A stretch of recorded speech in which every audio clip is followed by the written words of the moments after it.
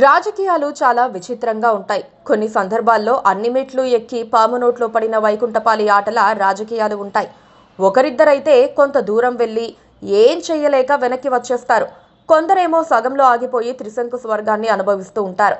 తమిళనాడులో టీవీకే వ్యవస్థాపకుడైన నటుడు విజయ్కు ఏ సూత్రం వర్తిస్తుందో కూడా చెప్పలేం. ఆయన బయలుదేరక ముందే వెనక్కి వచ్చే ప్రయత్నంలో ఉన్నట్లుగా తాజా పరిణామాలు చెప్పకనే చెబుతున్నాయి. కరూర్ తొక్కిసలాట ఘటనలో విజయ్ స్పందించిన తీరు తీవ్ర విమర్శలకు తావిచ్చింది. ఆ ఊరు వెళ్లి బాధితులను పరామర్శించేందుకే విజయ్కు టైం కుదరలేదు. ఇప్పుడు భార్యతో విడాకుల వ్యవహారం సరిగ్గా ఎన్నికల ముందు ఆయన పరువును బజారుకిచ్చింది. నటి త్రిషతో సన్నిహితంగా ఉంటున్నాడనే ఆరోపణలతో విజయ్ భార్య సంగీత విడాకులకు దరఖాస్తు చేసుకున్నారు. ఇప్పుడు విజయ్, త్రిష చెట్టాపట్టాలేసుకొని తిరుగుతూ అందరినీ ఆశ్చర్యపరుస్తున్నారు. దేశంలో అసలే లేడీస్ సెంటిమెంట్ ఎక్కువ. త్రిషతో తిరిగేందుకే భార్యకు విజయ్ విడాకులిచ్చారని తమిళ మహిళా లోకం అంచనా వేసుకుంటే మాత్రం టీవీకే పార్టీకి పుట్టగతులుండవు.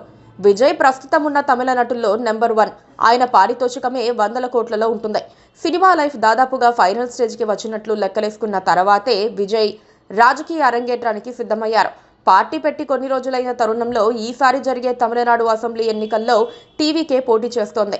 ఒంటరిగా పోటీ చేయాలా, పొత్తు పెట్టుకోవాలా అన్న సమాలోచనలు కొనసాగుతూ ఉండగానే కరూర్ బహిరంగ సభలో తొక్కిసలాట కారణంగా 50 మంది వరకు చనిపోయారు.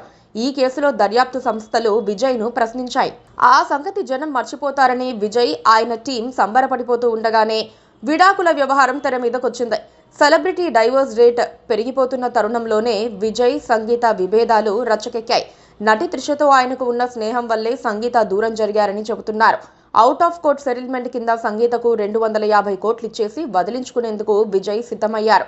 ఇంకేముంది, అంతా అయిపోయింది, అందరికీ తెలిసిపోయిందన్న తెగువ విజయ్లో కనిపిస్తోందా అన్న అనుమానాలు కలుగుతున్నాయి.